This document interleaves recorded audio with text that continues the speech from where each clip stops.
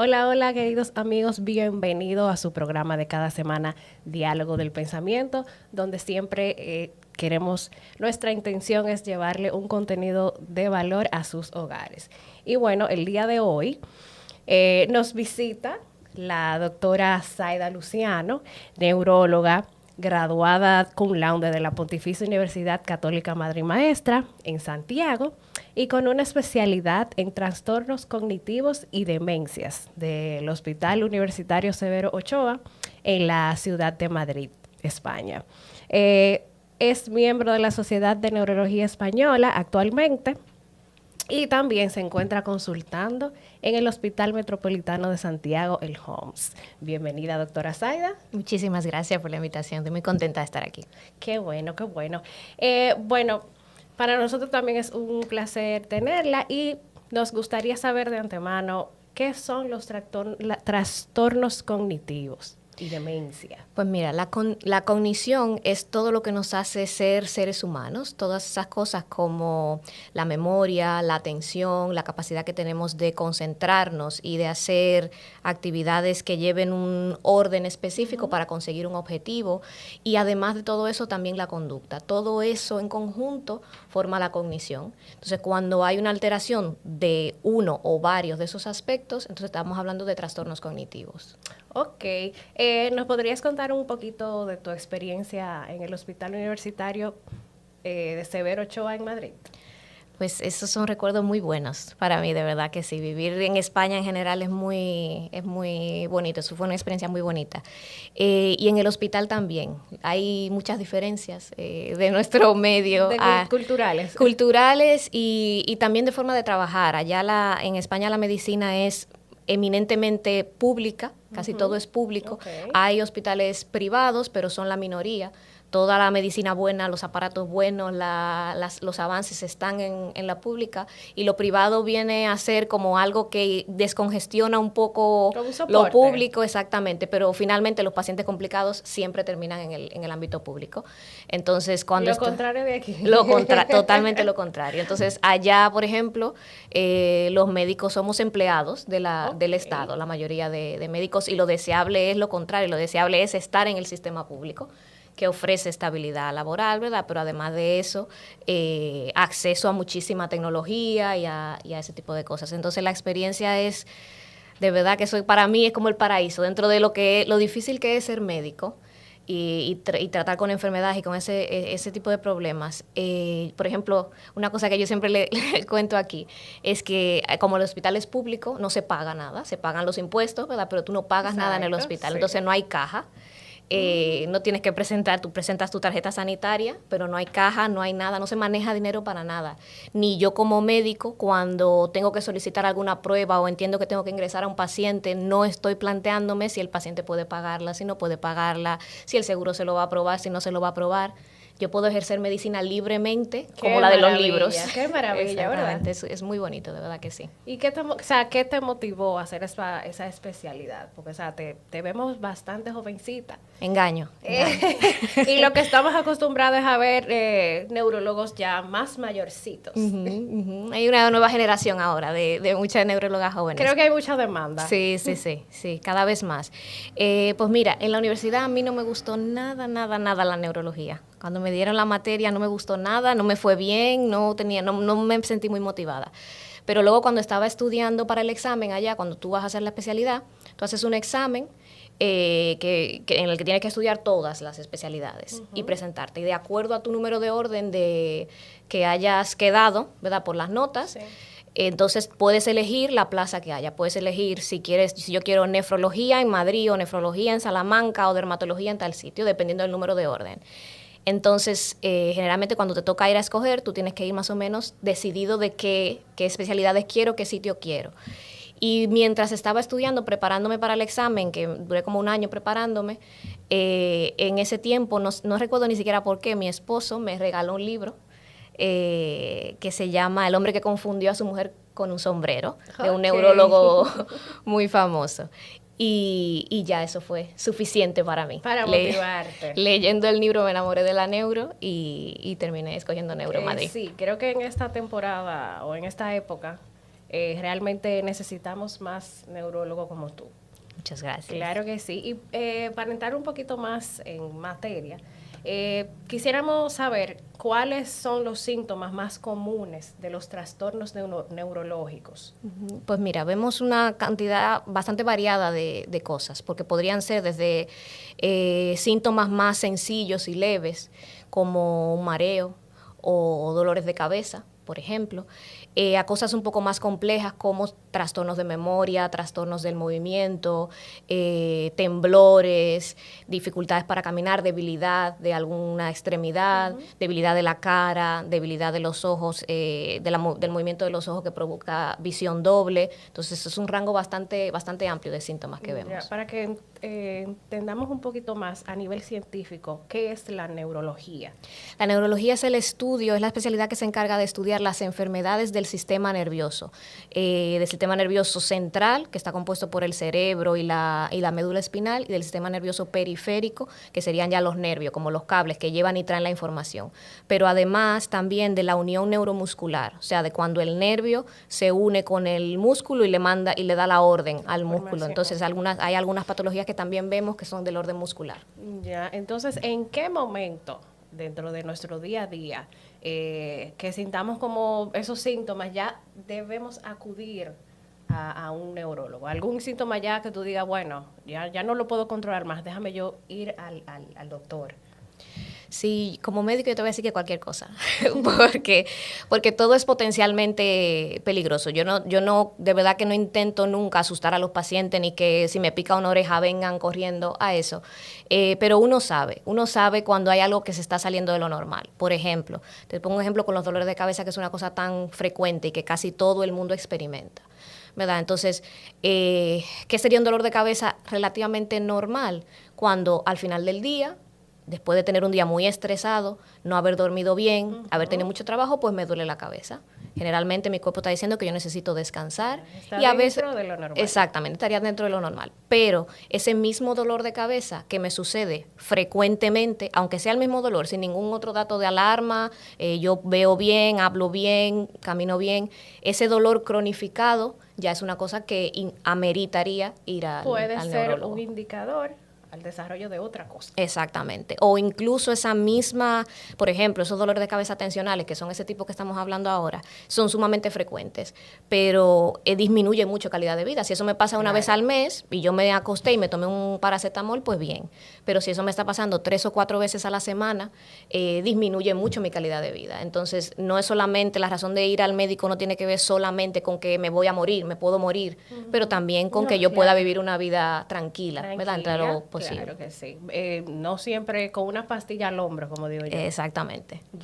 Hay personas, bueno, incluyéndome, que ando con un botiquín en mi cartera y me relajan porque ya llega a cierta edad, uno cambia otras cosas por el botiquín de las pastillas. Allá no hay tantos pintalabios y tantas cosas más pastillas. No. Entonces, ¿cuáles serían, hablando de los dolores de cabeza, que son bastante comunes últimamente, principalmente el tema de la migraña? ¿Cuáles son las causas de padecer de migraña? Pues mira, la migraña entra dentro de un grupo de dolores de cabeza que se llaman dolores de cabeza primarios.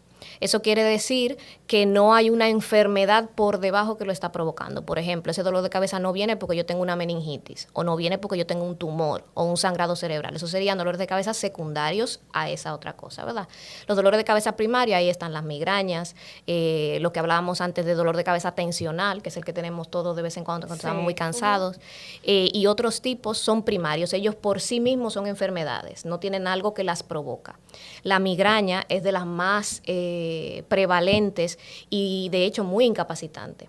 Entonces, aunque la fisiopatología es muy compleja y no se entiende del todo, sí se sabe que hay como una disfunción de las neuronas de la corteza y esa disfunción se propaga por toda la corteza y entonces produce unos cambios que terminan en el dolor de cabeza tan específico de la migraña, tan típico, y en otros síntomas que lo acompañan, como náuseas, vómitos, que me molesta la luz, que me molestan los ruidos. Y se cree también que la migraña en específico tiene un componente genético. Por eso generalmente los pacientes dicen, mi mamá es migrañosa, mi tía, mi hermano, tiene un componente genético hereditario. Era de las preguntas, que si venía a través de los genes. Es muy hereditario. Es muy hereditario. Eso es muy bueno saber. Entonces, siguiendo con la migraña, cuando ya sabes que tienes migraña, ¿verdad? Pero ¿cómo lo sabes que es solo migraña?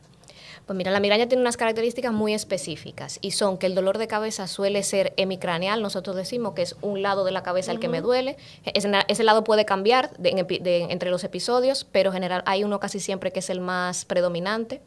El tipo de dolor de cabeza es pulsátil, le llamamos, los pacientes dicen que me late, y es como es boom, boom, boom, el paciente lo describe así. Y además de eso se acompaña, como decía, de náuseas, vómitos, fotofobia, que es que me molesta la luz, me molestan los ruidos, y esto es muy específico. Porque los dolores. Exactamente. Cuando yo tengo dolor de cabeza o no me siento bien, generalmente yo lo que quiero es que estar tranquila, ¿verdad? Y acostarme. Pero en la migraña específicamente, no estamos hablando de que me molesta un foco que tengo aquí, es que cualquier tipo de luz, el paciente lo que hace es buscar oscuridad y buscar tranquilidad. Que alguien me habla al lado me molesta mucho. ¿Tiene cura la migraña? La migraña no tiene cura. No tiene cura, pero tiene tratamiento que lo controla. Controla el dolor y controla la frecuencia de los episodios. Bien. Bueno, en el siguiente capítulo vamos a continuar con este tema de la migraña, que es bastante común, y regresamos en breve con la doctora.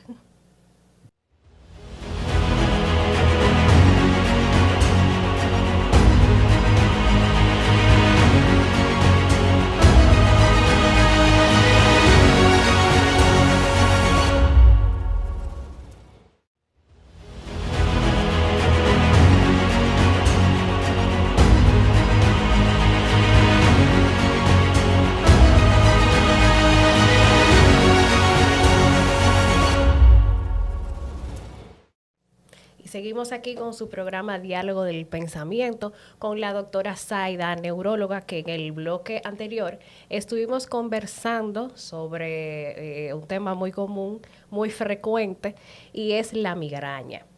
Entonces, conversábamos que la migraña no tiene cura. No tiene cura. Pero puede tener tratamientos que nos puedan ayudar y sobrellevar una vida más normal. Sí, desde luego, desde luego. También otra vertiente que quizá pudiéramos decir que causa la migraña es el insomnio.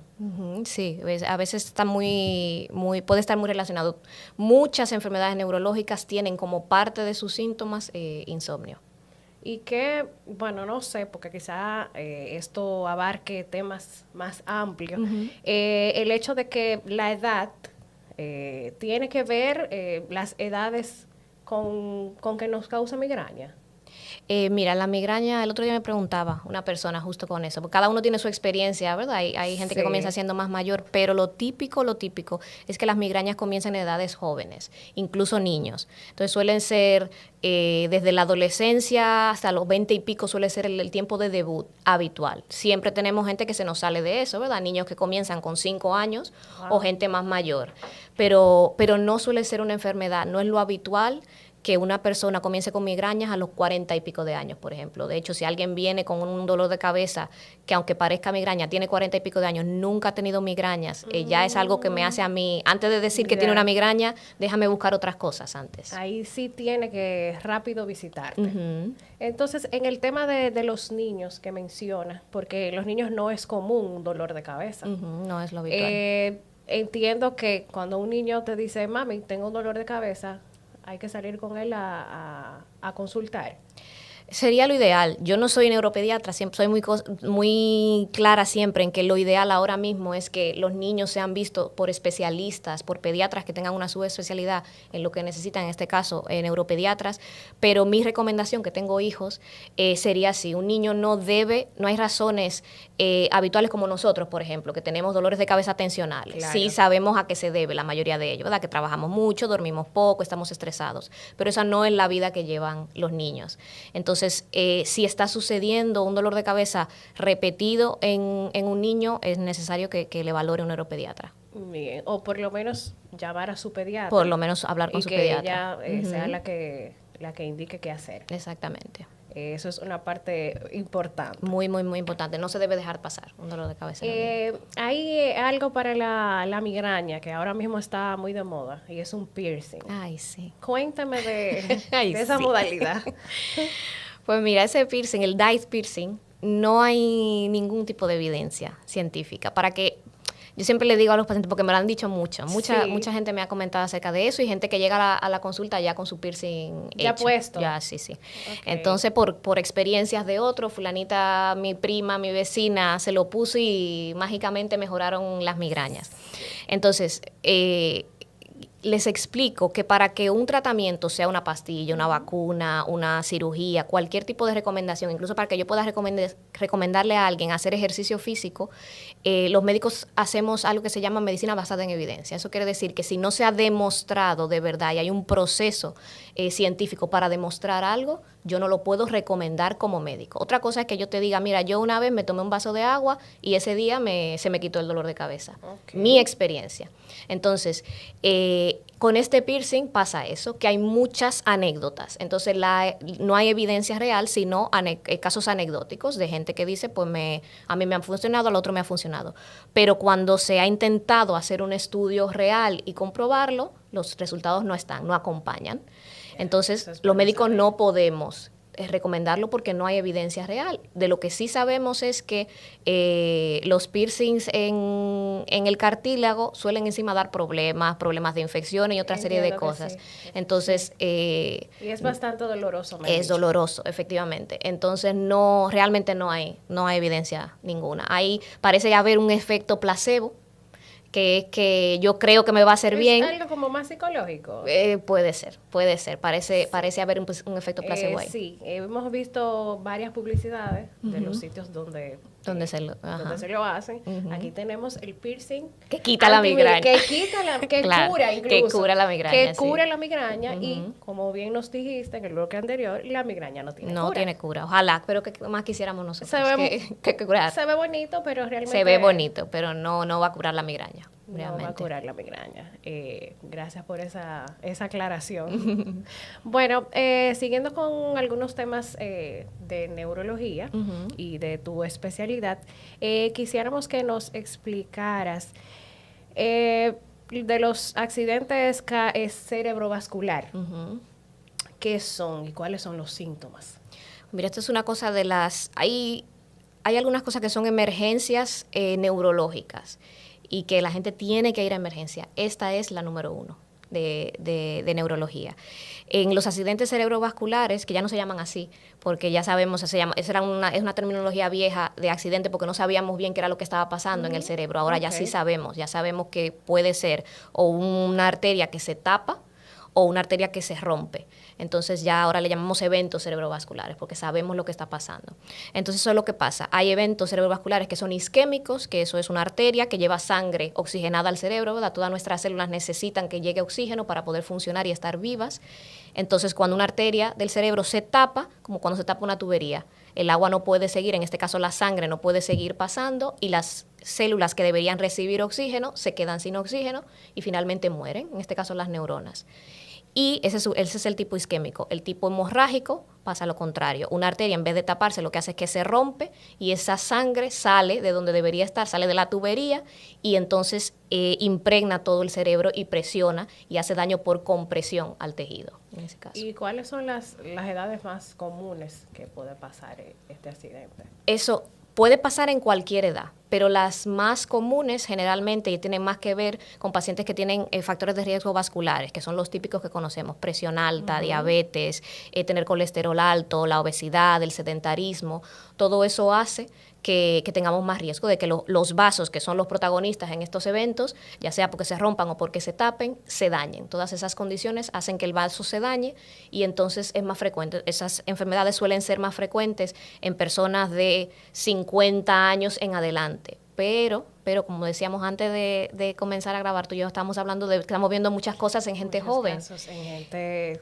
de 30. ¿Qué es lo que está pasando con esta generación? Tenemos unos estilos de vida que el estilo de vida nos está matando. Entonces es muy paradójico porque encima tenemos mucha tecnología, mucha información, muchos medicamentos y a pesar de eso siempre lo decimos, nuestros abuelos, incluso nuestros padres, viven mejor, llegan mejor a edades más avanzadas. Sin embargo, muchísimos pacientes hipertensos con 30 y pico de años ya. Entonces, claro, si antes la hipertensión comenzaba cuando tenías 60, llevas 30 años menos de hipertensión, de daño a los vasos. Si comienzas con hipertensión a los 30 años, pues cuando lleguemos a los 60 llevamos 30 años de hipertensión.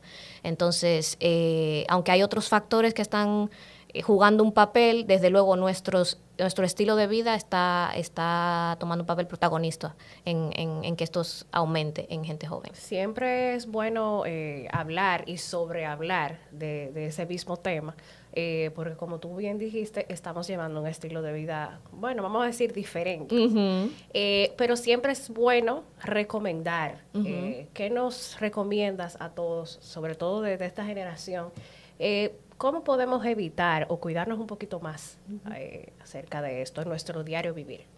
Yo creo que se ha vuelto un círculo vicioso, aunque por otro lado sí veo muchos jóvenes que antes no se veía tanto haciendo ejercicio y los gimnasios están más llenos, cada vez vemos más gimnasios y gente caminando, aún así no es la mayoría. Entonces, la mayoría de lo que estamos viendo son vidas sedentarias, que quiere decir que lo hace el mismo estilo de vida, trabajo en una oficina, me levanto a las 6 de la mañana y me paso 8 horas sentado porque esa es la naturaleza de mi trabajo. Luego llego a mi casa explotadísimo y cansado y no tengo tiempo de hacer ejercicio.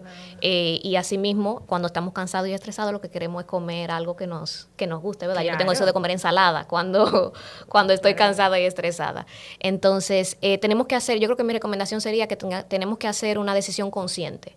Y dejar esa parte que es muy de nuestra generación, de que todas las cosas que yo necesito, que todo lo que yo hago me gratifique y me produzca placer ahora. Y nos cuesta hacer cosas que van a ser buenas para nosotros a largo plazo. Que yo no veo el beneficio ahora mismo, justo cuando hago el ejercicio ahora, o cuando decido comer menos que comer más. Eso es una cosa que va a pasar a largo plazo, que yo voy a ver el beneficio a largo plazo. Entonces tenemos que tomar una decisión consciente de que eso es real, de que los eventos cerebrovasculares, la demencia también que aumenta con este tipo de factores de riesgo son reales y que yo no quiero tener Alzheimer en el futuro, no quiero tener un infarto cerebral en el futuro. Entonces eso implica que yo ahora comenzar desde ahora. Exactamente. Son temas que se hablan casi a diario, pero siempre es bueno estar recordando. Sí. Porque la vida está muy rápida. Sí, no nos damos cuenta. No nos damos cuenta. Y mencionaste la demencia y el Alzheimer. Queremos saber qué tan frecuente dentro de tu ámbito estamos trabajando con lo de la demencia, hablando de la generación más joven. Mira, cada vez mucho más frecuente. De hecho, se cree que para el año 2030 va a haber el triple de personas con demencia a nivel mundial. En buen dominicano estaremos todos locos. Casi todos. Y encima, eso va a aumentar, ese aumento va a ser sobre todo en países latinoamericanos. Por lo mismo, por nuestros estilos de vida, la dificultad de acceso a terapias y a información sanitaria y a ese tipo de cosas. Entonces, cada vez más, me ha sorprendido de verdad que sí, en los últimos 2 años que llevo ahí en el Hospital Metropolitano, ver más gente joven yendo a mi consulta por fallos de memoria. Wow. Cada vez más. Bueno, ¿y tiene algo que ver eso con este tema que ahora mismo está muy frecuente? Pero eso lo vamos a saber en el próximo bloque, así que quédense con nosotros y regresamos en breve.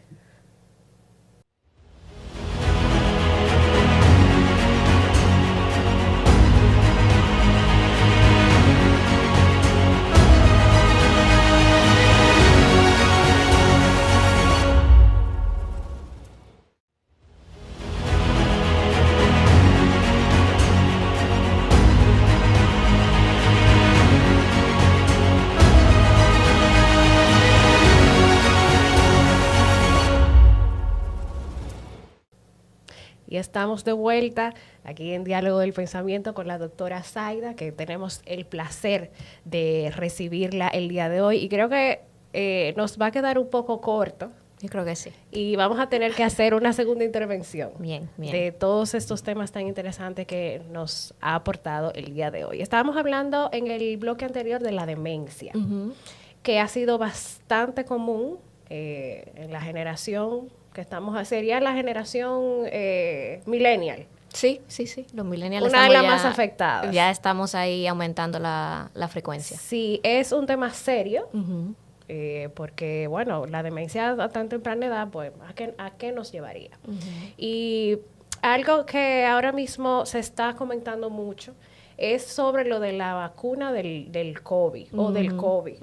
¿Qué nos puede decir sobre todo todo este embrollo de todo el que nos dio COVID, todos los que nos vacunamos, que han desatado ese tipo de padecimiento? Mira, hay dos cosas que tendríamos que separar, porque volvemos a lo mismo con lo de la evidencia, ¿verdad? Sí. Para que yo pueda decirte que el COVID causa demencia o aumenta el riesgo de demencia, yo tengo que tener evidencia. Claro. Y para decirte que la vacuna lo hace, tengo que tener evidencia. Entonces, tendríamos que separar entonces el COVID, el haber tenido una infección por COVID y el haberte vacunado, que serían dos cosas, ¿verdad? Entonces, todavía de hecho es muy reciente, aunque ya pasó un tiempecito, ¿verdad? Sigue siendo muy reciente para ver todas las implicaciones en las personas que han padecido COVID. Lo que sí sabemos y comienza a haber cada vez más evidencia es que el COVID parece ser una enfermedad bastante sistémica, que no solamente afecta la vía respiratoria, como lo que veíamos inicialmente de manera aguda, sino que a largo plazo, a mediano y largo plazo, tiene afectaciones en otros sistemas. Hemos visto, ¿verdad?, los problemas cardíacos, las miocarditis y eso, pero también a nivel del sistema nervioso central, sobre todo. Entonces, dentro de ese síndrome de COVID largo que se llama, que son síntomas que persisten más allá de un año en pacientes que han tenido COVID, entran los trastornos cognitivos. Te decía antes que muchos pacientes jóvenes vienen a la consulta refiriendo fallos de memoria, y muchos de ellos, aparte de otras cosas, también tienen historia, vienen contándome, desde que me dio COVID, yo no me puedo concentrar. Entonces, si te lo dice uno, pues bueno, esa es la experiencia de ese, pero cuando cada vez hay más personas diciéndolo, entonces ya se está estudiando esa parte. Parece que sí, que efectivamente el virus es un virus neurotropo que llamamos, que es que tiene alguna predilección por partes de proteínas y receptores y partes del sistema nervioso, y entonces sí que tiene afectación sobre todo lo que estamos viendo. Es más que memoria, aunque el paciente dice que se me olvida, es más concentración y atención. Ok, esa parte. También podría ser en la misma generación, que quizás nosotros tenemos un poquito más, con tanta información nos cuesta más concentrarnos, y por eso se nos olvidan más a otras cosas. Desde luego, hay una serie de factores ambientales. Apartar un poquito lo que es la consecuencia del COVID. Exactamente, hay una serie de factores ambientales que no podemos obviar, y nuestro uso desmedido de dispositivos y electrónicos, la capacidad que tenemos, es que ya no tenemos que recordar nada, estamos todo el tiempo distraídos, todo el tiempo estimulados, y poco tiempo pasamos produciendo cosas nosotros. Estamos siempre consumiendo en vez de produciendo. Entonces, todo eso está jugando un papel importantísimo en la capacidad que tienen los adultos jóvenes. Con jóvenes te quiero decir, qué sé yo, ni siquiera de 20, de 30 años, 40 años, en concentrarse, en hacer su trabajo de manera efectiva. Bien, entonces en esa parte, ¿qué recomendarías tú a esos pacientes? ¿Los recomiendas a un psicólogo, a un psiquiatra? ¿Te apoyas en esa parte?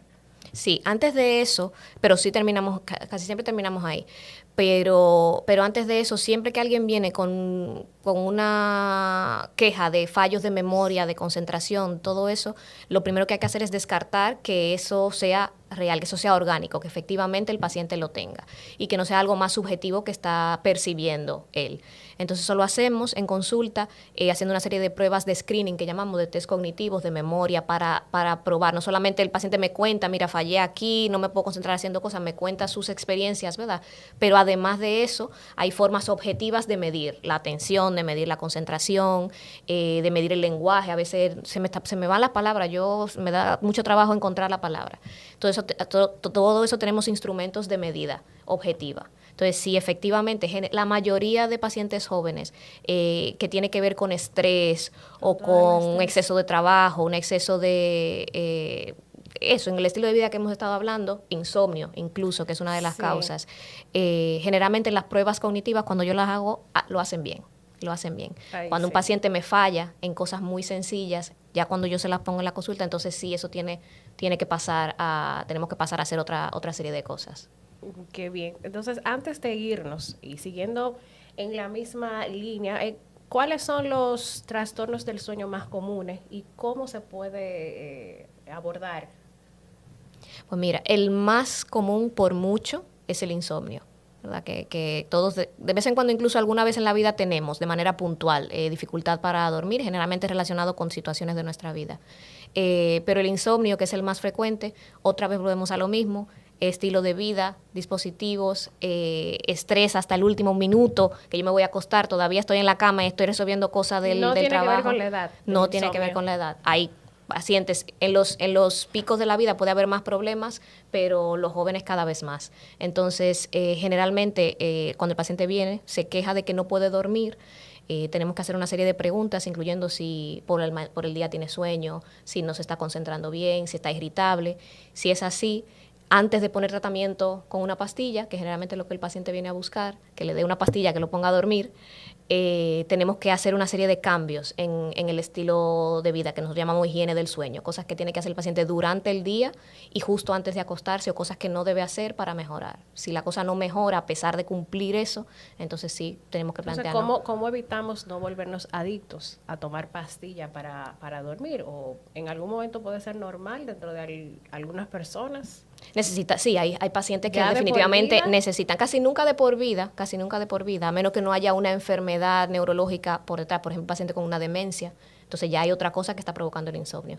Pero la gente joven generalmente, si hace cambios en la parte de recomendaciones de la higiene del sueño, puede ser que necesite ayuda farmacológica durante un tiempo, pero eso va a depender de que el paciente esté bien concientizado del cuál es el problema y que su neurólogo, en este caso su psiquiatra, que a veces son los que lo tratan, le acompañe en el proceso y entonces ponga un límite. Yeah. El plan es vamos a tomar por este tiempo y tú vas a venir a consulta, vamos a revisar otra vez, vamos a hacer un diario de sueño de cómo estás manejándote para que podamos ir ajustando con miras a que no estés durante 3 años tomando pastillas. ¿Cuándo nos daríamos cuenta dentro del insomnio que ya debemos ir al neurólogo? Porque como hablábamos de la migraña, hoy puede ser que yo no duerma por algo que tenga en la mente, o mañana o pasado, pero 1 semana, 2 semanas. Yo creo que el punto específico, desde que a mí me preocupa, cuando comienza a preocuparme que no estoy durmiendo, ya ahí es. Pero hay que ir. Pero desde luego, si estoy teniendo somnolencia durante el día, me estoy quedando dormido, me está interrumpiendo mi capacidad de hacer mi trabajo bien.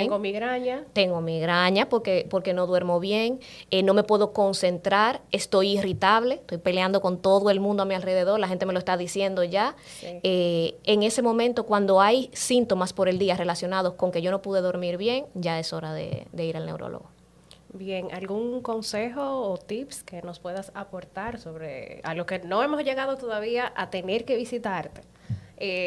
¿Algún consejito que nos puedas aportar? Sí, yo creo que no nos tenemos que centrar tanto, estar hiperalertas con cada cosa que nos pasa, ¿verdad? Y todo tengo que ir a ver qué me pasa y tener miedo de eso, pero sí, estamos en el 2023, sí. Entonces, cuando algo me preocupa, y sobre todo cuando algo me está interrumpiendo, sea lo que sea, lo que yo antes podía hacer perfectamente y ahora ya no lo puedo hacer, ya sea porque me duele la cabeza, porque estoy arrastrando una pierna, porque el lenguaje no me estoy explicando bien, porque no me estoy concentrando bien. Cuando las cosas comienzan a interferir con lo que yo hago normalmente, no tenemos que estar. A veces veo a los pacientes, ¿cuánto tiempo lleva sin poder concentrarte? 2 años. Oh, wow. Entonces hay tantas cosas ya que a veces el paciente no sabe ni tiene ni idea y resulta que hay cosas que se resuelven muy rápido. Y estamos sufriendo y pasando trabajo, sobre todo los migrañosos, que eso me da una pena a veces. 3 años que llevo con dolor de cabeza todos los días. Y mi hija, le ponemos tratamiento y a los 2 meses está libre de dolor. Entonces, cuando algo me está interrumpiendo, consulta. Debemos ir a consultar. Entonces, ¿cómo podemos encontrarte? Pues mira, yo estoy en el Hospital Metropolitano de Santiago, en la 4ª planta del edificio profesional, en el consultorio 425. Entonces ahí yo trabajo por citas, para que los pacientes no me esperen y vayan a su cita, a su hora. Sí, ya que andamos en esa vida que hasta para ir al doctor es un problema. Entonces nada, se comunican con mi secretaria, ella le pone una hora y yo les veo a esa hora. También síganla en Instagram, que tienes contenido buenísimo. Muchas gracias. Se los recomiendo. Y todos los días la doctora tiene mucho que aportar por las redes sociales. Muchas gracias. ¿Cómo es su Instagram? Es DRA, la abreviatura de doctora, .Zaida Luciano, arroba antes de eso, ¿verdad? La arroba y DRA.Zaida Luciano. Un contenido de valor muy bueno. Y nada, dándote las gracias. Gracias a ti. Por haber venido hoy a nuestro programa. Esperemos una segunda intervención. Siempre, claro. Porque que sí. créeme que nuestros seguidores y nuestro público tendrá mucho que preguntarte. Perfecto. Y siempre. entiendo que podemos aportar en esa parte. Siempre. Gracias por estar aquí. Gracias a ustedes. Y a todo nuestro público también gracias por sintonizarnos siempre. Nos vemos en la semana entrante con Diálogo del Pensamiento en contenido de valor. Hasta pronto.